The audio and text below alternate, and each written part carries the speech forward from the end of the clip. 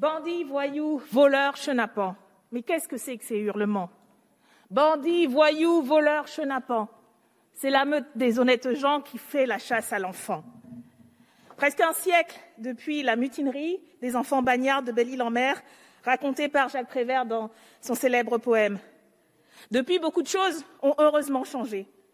La protection judiciaire de la jeunesse s'est en grande partie construite à l'opposé, contre ce qui prévalait une décennie plus tôt, avec l'ordonnance de 1945. Et pourtant, un siècle plus tard, à chaque fait divers, à chaque drame impliquant des mineurs délinquants, une même meute virtuelle, les gendarmes, les touristes, les rentiers, les artistes, aiguillonnés par des responsables politiques et médiatiques, se lancent dans une surenchère répressive.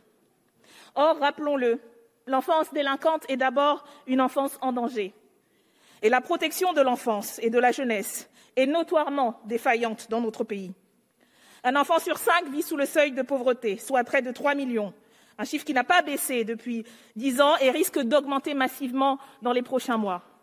Au moins 75 000 enfants sont victimes de mauvais traitements par an. Un enfant meurt tous les 5 jours sous les coups. 165 000 sont victimes de viols ou violences sexuelles chaque année, des violences qui concernent par ailleurs tous les milieux sociaux. Or, dans de nombreux départements, comme en Indre-et-Loire, où il faut attendre 14 mois pour qu'un enfant soit en danger, soit protégé, un SDF sur 4 est un enfant placé, et 30% des moins de 30 ans utilisant des services d'hébergement temporaire et de restauration gratuite sont des anciens et anciennes de l'ASE. La France n'est pas assez riche d'enfants pour en perdre un seul, proclame le préambule de l'ordonnance de 1945.